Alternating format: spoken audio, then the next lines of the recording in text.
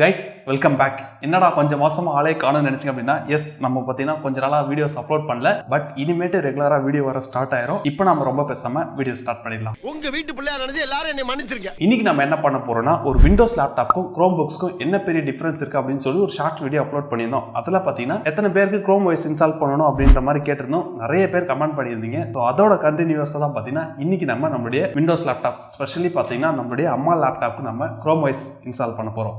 ஆரம்பிக்கலாங்களா? இப்போதான் நீங்க ஃபர்ஸ்ட் டைம் இந்த சேனலுக்கு வந்திருக்கீங்க அப்படின்னா, ஐம் நவீன். நீங்க பார்த்துட்டு இருக்கிறது டெக் யூடியூப் சேனல். இந்த மாதிரி வீடியோஸ் நிறைய பண்ணிட்டு இருக்கோம். ப்ரீவியஸ் வீடியோ செக் பண்ணி பாருங்க. பிடிச்சிருந்துச்சு அப்படின்னா மறக்காம சப்ஸ்கிரைப் பண்ணி சப்போர்ட் பண்ணுங்க. ஃபர்ஸ்ட் ஆஃப் ஆல் இந்த விண்டோஸ் OSக்கும் குரோம் OSக்கும் என்ன டிஃபரன்ஸ் அப்படின்றத நம்மளுடைய ஷார்ட்ஸ் ஆல்ரெடி அப்லோட் பண்ணியிருக்கோம். அதை ஃபர்ஸ்ட் புதுசா பார்க்குறவங்க பார்த்துட்டு வந்துருங்க. ஏன்னா அதை பார்த்தீங்க அப்படின்னா எதுக்காக நம்ம குரோம் OS யூஸ் பண்ண போறோம் அப்படின்றதும் தெரிஞ்சிடும். ஃபர்ஸ்ட் நம்மளுடைய குரோம் OS நம்மளுடைய அம்மா லேப்டாப்ல இன்ஸ்டால் பண்றதுக்கு நம்ம குரோம் OS டவுன்லோட் பண்ணி பூட் பண்ணணும் இல்லையா? அதை எப்படி பண்றது அப்படின்றத பார்க்கலாம். கைஸ், ஃபர்ஸ்ட் நம்மளுடைய குரோம் OS டவுன்லோட் பண்ணி பூட் பண்ணணும். அதுக்காக விண்டோஸ்ல யூஸ் பண்ற மாதிரி தனியாக டவுன்லோட் பண்ணி பூட் பண்றதுக்கு ஒரு டூல் எல்லாம் டவுன்லோட் பண்ண தேவையில்ல. ஜஸ்ட் ஒரு எக்ஸ்டென்ஷன் மட்டும் இருந்தால் போதும். அந்த எக்ஸ்டென்ஷனோட பேர் பார்த்தீங்கன்னா குரோம் புக் யூட்டிலிட்டி அப்படின்னு ஜஸ்ட் டைப் பண்ணுங்க.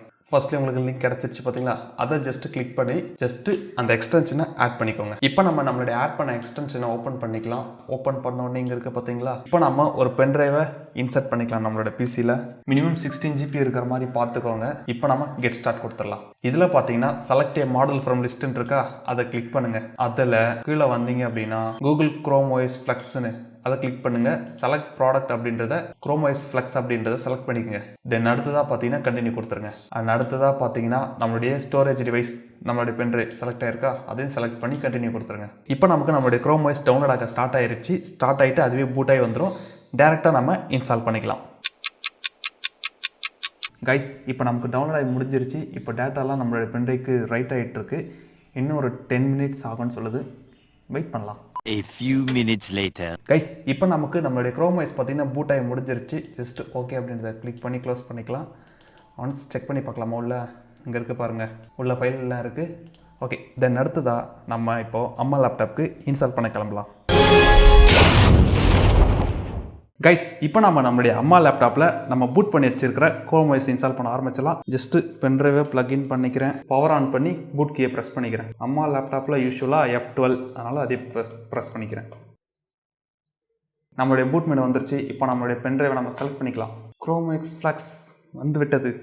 A few minutes later. Guys, ரொம்ப நேரமாக பார்த்துக்கிட்டு இருக்கேன். இந்த குரோம் OS ஃப்ளெக்ஸ்ன்னு மட்டும்தான் வருது. பட் ஆனால் இன்னும் எதுவும் லோட் ஆன மாதிரி தெரியல. வெயிட் பண்ணி பார்ப்போம். A few minutes later. வந்துருச்சுங்க. இப்போ நம்ம கெட் ஸ்டார்ட் கொடுத்துடலாமா? என்னடா மவுஸ் வேலை செய்யல?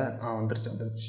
இப்போ பார்த்தீங்கன்னா குரோம் OS இன்ஸ்டால் பண்ண போகிறீங்களா இல்லை ட்ரை பண்ண போகிறீங்களான்னு கேட்குது. நீங்கள் ட்ரை ஃபர்ஸ்ட் அப்படின்றத கொடுத்தீங்க அப்படின்னா நம்ம லினக்ஸ்லாம் லைவாக பூட் பண்ணுவோம்ல, அந்த மாதிரி லைவாக நீங்கள் பென்ட்ரைவ்லேருந்து OS டேரெக்டாக யூஸ் பண்ணிக்கலாம். இப்போ நம்ம இன்ஸ்டால் பண்ண போகிறோம். அதனால் பார்த்தீங்கன்னா இன்ஸ்டால் கொடுத்துடலாம். நெக்ஸ்ட் தென் அடுத்ததாக பார்த்தீங்கன்னா இன்ஸ்டால் குரோம் OS ஃப்ளெக்ஸ் கொடுத்துடலாம். இன்ஸ்டால் OS பார்த்தீங்கன்னா நமக்கு இன்ஸ்டால் ஆக ஸ்டார்ட் ஆயிடுச்சு. அண்ட் முக்கியமான விஷயம் என்னன்னா, உங்கள் ஹார்ட் டிஸ்க் அல்ல SSD யூஸ் பண்ணிட்டீங்க அப்படின்னா அதில் இருக்கிற டேட்டா மொத்தமாகவே ஃபார்மேட் ஆகிடும். பேக்கப் பண்ணணும்னு நினச்சிங்க அப்படின்னா ஃபஸ்ட்டே ஒரு பேக்கப் எடுத்து வச்சுக்கிறது நல்லது.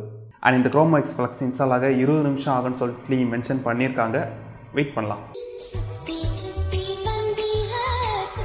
கைஸ், இன்ஸ்டாலேஷன் கம்ப்ளீட் ஆகிடுச்சு. ஆட்டோமேட்டிக்காக பார்த்தீங்கன்னா ரீஸ்டார்ட் ஆக போகுது. அண்ட் இன்ஸ்டாலேஷன் டைமிங்கை பொறுத்த வரைக்கும் பார்த்தீங்கன்னா ஒரு 7 to 8 minutesலேயே முடிஞ்சிருச்சுங்க. பரவாயில்ல, ஒரு 20 minutes காட்டுச்சு. பட் ஒரு 8 to 7 minutesலேயே முடிஞ்சிருச்சுங்க. நல்லா தான் இருக்குது. 2, 1 restart. Chrome OS flex. Welcome to chrome OS. என்ன மறுபடியும் இன்ஸ்டால் பண்ண சொல்லிடுவாங்களோ? Get start. இல்லை வைஃபை கனெக்ட் பண்ண சொல்லுது. கனெக்ஷன் ஃபெயில்டுன்னு வருது. சரி, ஓகே, கனெக்ஷன் ஃபெயில்டுன்னு வருது. வைஃபை டிரைவர்ஸ் இல்லாதனால மேபி கனெக்ட் ஆகலைன்னு நினைக்கிறேன். சரி, இப்போ நம்ம என்ன பண்ணலாம்னா நம்மளுடைய ஈத்தர்நெட் கேபிள் வழியாக கனெக்ட் பண்ணலாம். நம்மளுடைய வைஃபை மோடம் அங்கே இருக்குது. ஸோ மொத்த செட்டப்பையும் தூக்கிட்டு போவோம். கைஸ், இப்போ நம்மளுடைய ஈத்தர்நெட் கேபிள் வழியாக நம்ம லேப்டாப்பை கனெக்ட் பண்ணிக்கலாம். இப்போ பார்த்தீங்களா நமக்கு கனெக்ட் பண்ண உடனே வந்துருச்சு.